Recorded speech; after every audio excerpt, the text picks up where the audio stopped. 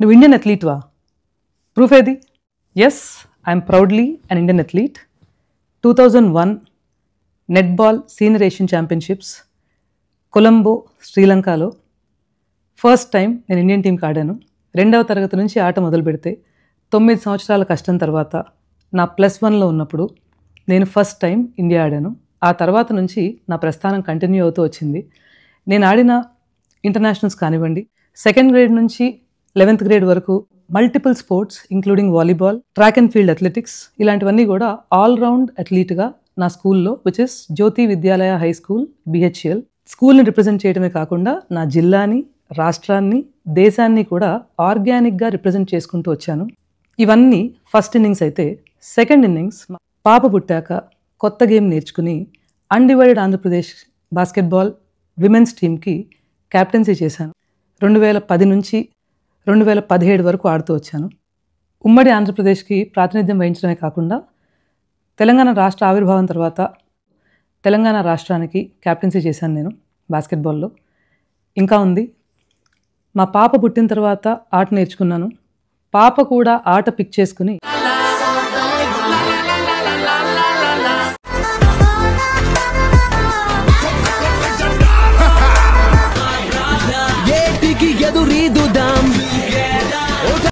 ఇప్పుడు తనకి 15 సంవత్సరాలు. 2017లో మా 2వ వాడు కడుపులో పడడం వల్ల మానేసిన ఆటని ఒక 2 సంవత్సరాలు ఆగి మళ్ళీ మొదలుపెట్టి నా బిడ్డకి 15 ఏళ్ళు వచ్చే టైంకి, ఇన్ఫ్యాక్ట్ 14 ఇయర్స్ వచ్చే టైంకి 39 and 14 మేమిద్దరము కలిసి ఒకే క్లబ్కి ఆడాము. సో ఇది నా స్పోర్ట్స్ ప్రస్థానం.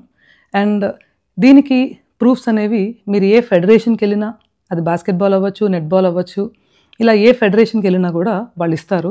పైగా మీరు అలిగేషన్స్ వేస్తే కోపడచ్చు కూడా, ఎందుకంటే నా స్కూల్కైనా, రాష్ట్రానికైనా, దేశ జట్టుల్లో అయినా they have considered me as their pride. 1000 train చేసినావు, యావరేజ్గా 30,000 లేదా 20,000లో మనం ఒక ఫిగర్ వద్దాం. ఏదేద్దాం ఫిగర్? 20 యావరేజ్ చేసేద్దాం. అందరూ ఇండియా వాళ్ళని ఎక్కువ తీసుకున్నాం కాబట్టి 20 యావరేజ్ చేద్దాం.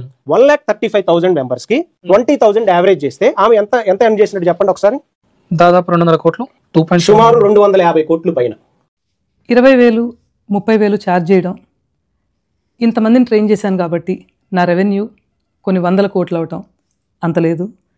నేను 15 సంవత్సరాల నాడు మొదలుపెట్టినప్పుడు 600, 800 పర్ మంత్ కూడా కోర్స్ని బట్టి ట్రైన్ చేసిన రోజులు ఉన్నాయి. మళ్ళీ ఇప్పుడు అది క్యాల్కులేట్ చేసుకుని మీరు మళ్ళీ పప్పులో తప్పుల్లో కాళ్ళు వేయమాకండి. కోర్సుని బట్టి, చేసే వర్క్ని బట్టి డిఫరెన్స్ ఉంటుంది. డాక్టరేట్ కొనుక్కుని నాన్ డాక్టర్ని అయ్యుండి క్లినికల్ రన్ చేయట్లేదు. మీరు ఏదో క్లినిక్స్ క్లోజ్ చేశానన్నారు. నేను రన్ చేసినవి ఫిట్నెస్ సెంటర్స్. సో వాటిని ఫిట్నెస్ సెంటర్స్ అంటారు. అంతర్జాతీయ క్రీడాకారిణిగా నా కోర్ కాంపిటెన్స్ ఏదైతే ఉందో దాన్నే నేను నా పనిగా మలుచుకున్నాను.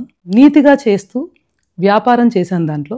సో నా GST గురించి మాట్లాడారు. 45 CR GST కట్టావా లేదా క్వశ్చన్ చేస్తున్నాడు. నేను నీ ఎర్నింగ్స్ నేను తప్పంటల్లా. ప్రోగ్రామ్ని బట్టి ప్రైజింగ్ మారుతుంది. క్యాష్ పే చేస్తే ఒక రేటు, అంటే 10,000, GST పే చేస్తే 11,800 అనేది మేము తీసుకోము. GST కట్టి బిజినెస్ చేస్తున్నాం. ప్రాపర్గా ట్యాక్సులు కట్టి వైట్ మీద నడుస్తాం కాబట్టి ఎవరో చేదడిగినా క్లీన్గా, పీస్ఫుల్గా ఉండగలం. 2009లో మొదలైన నా journey, personal journey, pregnancy, post pregnancy weight loss, అక్కడ నుంచి 2010లో వావ్ ఎస్టాబ్లిష్మెంట్. ఈ 15-16 సంవత్సరాలు or maybe a little more, ఇందులో 150,000 మంది అనే నెంబర్ గురించి చెప్పడానికి కూడా నేను గర్వపడుతున్నాను. కొన్ని కార్పొరేట్స్ నేమ్స్ తీసుకుంటాను. Microsoft, Infosys, UHG, tech Mahindra and multiple of them. ఇలాంటి కార్పొరేట్స్లో కొన్ని చోట్ల మల్టిపుల్ కార్పొరేట్స్ ఒకే చోట అసెంబ్ల్ అయ్యి విమెన్ లీడర్స్ అటెండ్ అయిన హ్యూజ్ కాన్ఫరెన్సెస్లో 2,000, 2,500 మంది, 1000 మంది, ఇలా ఎన్నో సెషన్స్ కోచ్ చేసి వాళ్ళని వర్క్షాప్స్ ద్వారా అవేర్నెస్ పెంచి ఫిట్నెస్ ఏంటి, ఫ్యాట్ లాస్ ఏంటి, వాళ్ళ కార్పొరేట్ లైఫ్ స్టైల్స్లో ఫిట్ ఇన్ అయ్యే ఈటింగ్ హ్యాబిట్స్ ఏంటి, లైఫ్ స్టైల్ హ్యాబిట్స్ ఏంటి, ఇలాంటివన్నీ చెప్తూ ఫర్ ఇయర్స్ కాలేజెస్లో ఇంకొన్ని నేమ్స్ తీసుకుంటాను.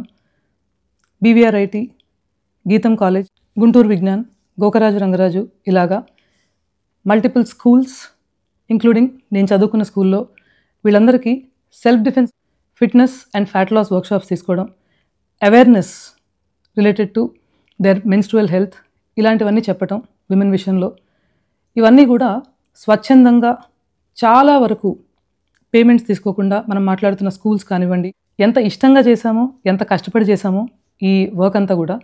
కొన్ని ఇన్స్టిట్యూషన్స్లో స్పేస్ ఉండేది కాదు అందరినీ అకామిడేట్ చేయడానికి. ఒకే విషయాన్ని ఒకరోజు అవసరమైతే రెండో రోజు కూడా తీసుకుని 600-700 మంది బ్యాచెస్కి 2 days 3 days కంటిన్యూస్గా ఎడతెరిపి లేకుండా వర్క్షాప్స్ ఇచ్చేవాళ్ళం. అంటే పని పట్ల ప్రేమ ఉన్నప్పుడు సర్వీస్ అనేది న్యాచురల్గా వస్తుంది. సో అది చాలామందికి అర్థం కాకపోవచ్చు. 16,000 ఇంకేదో నెంబర్స్ చెప్పారు. ఈ 16,000 నెంబర్స్ ఇప్పటి వరకు ఓన్లీ ఫిట్నెస్ వరకు ఆర్ ఓన్లీ ఈ స్పెసిఫిక్ సెట్. ఇప్పుడు కొంతమందిని స్పోర్ట్ అండ్ వాళ్ళ కెరియర్స్ ఇన్ డిఫెన్స్ కానీ అలా బిల్డ్ చేసుకోవడానికి తయారు చేసి ఉన్నాము. సో అలా కొంచెం సెగ్రిగేట్ చేసి నంబర్స్ 300 కోట్లు ఎర్న్ చేసి ఉంటే నిజాంపేటలో ఉన్నటువంటి మణికొండలో ఉన్నటువంటి ఏమో బ్రాంచెస్ ఎందుకు క్లోజ్ అయిపోయినాయి? నువ్వు ఇప్పుడు గూగుల్ ఓపెన్ చేయండి, పర్మనెంట్లీ క్లోజ్డ్. నిజంగా నువ్వు 300 కోట్ల బిజినెస్ చేసి ఉంటే ఇంకో 30 బ్రాంచ్లు పెడతావు కదా, అవునా కదా? Wellness of women okay closed. ఎందుకు క్లోజ్ అయిపోయినాయి? అవి క్లినిక్స్ కాదు, రిమైండ్ చేస్తున్నాం వల్ల ఫిట్నెస్ సెంటర్స్ అవి. ఈ ఫిట్నెస్ సెంటర్స్ 2020లో క్లోజ్ అవ్వడానికి సింపుల్ కారణం కోవిడ్ వరకు మనం ఆఫ్లైన్ సెంటర్స్ రన్ చేశాము. కరెక్ట్గా కోవిడ్ స్టార్ట్ అవ్వడానికి ఒక 1.5 year ముందు నుంచి మనం హైబ్రిడ్ మోడల్లో కొంత ఆఫ్లైన్ అండ్ కొంత online with wow live app, ఒక యాప్ యూజ్ చేసుకుని మనం ఒక హైబ్రిడ్ మోడల్ స్టార్ట్ చేశాము. కొంతమంది పూర్తిగా ఆన్లైన్ చేసేవాళ్ళు, కొంతమంది పూర్తిగా ఆఫ్లైన్ చేసేవాళ్ళు, అంటే స్టూడియోస్కి వచ్చి చేసేవాళ్ళు, కొంతమంది రెండు కలిపి ఒక 2 days స్టూడియోకి రావడం, యాప్ కూడా కావాలని తీసుకునేవాళ్ళు. అట్లా we did this for 2 years. Covid వచ్చే టైంకి మాకు ఈ ప్రాక్టీస్ అయిపోయి యాప్ కూడా ఉండటం వల్ల ఆన్లైన్ క్విక్గా మేము హ్యాండిల్ చేయగలిగాము. Wow fitness, wow stands for wellness of women. It is run by an international women athlete and it is powered by an IIT and an IIM graduate. టెక్నాలజీతో రెడీగా ఉండబట్టి కోవిడ్ టైంలో we could cater a lot of women, Telugu women. So అట్లా 60+ different countries అని కొన్ని సంవత్సరాలకి we could present it you. ఇంత ఈజీగా ఎలా చెప్పగలుగుతున్నాము, మీరు అడిగిన ఎమ్మటే ఎలా ఫర్నిష్ చేయగలుగుతున్నాం అంటే, జర్నీ అనేది అందరికీ ఉన్నట్టే నాకు కూడా ఒడిదుడుకులు ఉండొచ్చు, కానీ మచ్చలు, మోసాలు, ఫ్యాబ్రికేషన్లు లేకపోవడం వల్ల అలా కూర్చుని ఫోన్ ముందు పెట్టుకుని సింపుల్గా మాట్లాడగలుగుతున్నాను. ఈ వీడియోకి మాత్రం మిమ్మల్ని థ్యాంక్ చేయాలి నేను, ఎందుకంటే నా జర్నీ అంతా మళ్ళీ ఒకసారి గుర్తు చేశారు. మీ పిఆర్ స్టంట్లో భాగంగా 2014, 15, 16, 17 ఈ ఇయర్స్లో నేను వర్క్ చేసిన సెలబ్రిటీస్ నేమ్స్ తీసుకున్నారు, మూవీ సెలబ్రిటీస్. కొంతమందికి ఫిట్నెస్ రైటప్స్ రాశాను, కొంతమందిని ట్రైన్ చేశాను. వాళ్ళలోనే ఇండస్ట్రీలో కొంతమంది స్నేహితులు కూడా ఉన్నారు. రిలవెన్స్ లేకుండా వాళ్ళని వాడుకోవాల్సిన అవసరం నాకు రాలేదు. ఇప్పుడు మీరు జనరల్ గా 1,000 రూపాయలు పెడితే నార్మల్ జిమ్ కి వెళ్ళొచ్చు, కానీ ఆన్లైన్ ట్రైనింగ్ ఎంత చేస్తా ఉంది? 22,000 ఇక్కడ 22,000. Is this social responsibility? Are you talking about? Is this the prices? Are you talking about? ఇంకొక స్టాటస్ తీసుకోద్దాం. 2020లో కంపెనీ రిజిస్టర్ చేసినావు, 1,35,000 అంటే ఆ 16 కాకుండా 1,35,000, 270 కోట్లు. సోషల్ మీడియా మీదే డిపెండ్ అయ్యి మీ బిజినెస్ బిల్డ్ చేసుకున్నారు కాబట్టి ఇప్పుడు సోషల్ మీడియాలో ఆ మేడ కూల్ చేయగానే దాన్ని ఏం చేయాలో అర్థం కాక నా మీద బురద జల్లి ఆ బురదలోకి నన్ను లాగాలని ట్రై చేస్తున్నారు. నాకు అవసరం లేదు. మీరు చెప్పారు నోటితో, నేను ప్రాక్టికల్గా ఫాలో అయ్యే విషయం రెండు కూడా. మీరు అన్నారు 80% బై వర్డ్ ఆఫ్ మౌత్ క్లయింటేలే ఉంది మాకు అని చెప్పి, వైఫ్ అండ్ హస్బెండ్ ఇద్దరు కలిసి. అదే నిజమైతే మీరు ఇంత కష్టపడాల్సిన పని లేదు. ఎవరు ఏం మాట్లాడినా, ఫర్ ఎగ్జాంపుల్ మీరు ఎంత మాట్లాడుతున్నా సరే నా పని నాకు జరుగుతుంది, నా వర్క్ నేను చేస్తున్నాను ప్యారలల్గా. కాకపోతే అందులో కూడా ఇంకొంచెం నీతి ఉంది నాకు. నెంబర్ ఆఫ్ పీపుల్ని ఇంకొంచెం తగ్గించి తీసుకుంటున్నాం.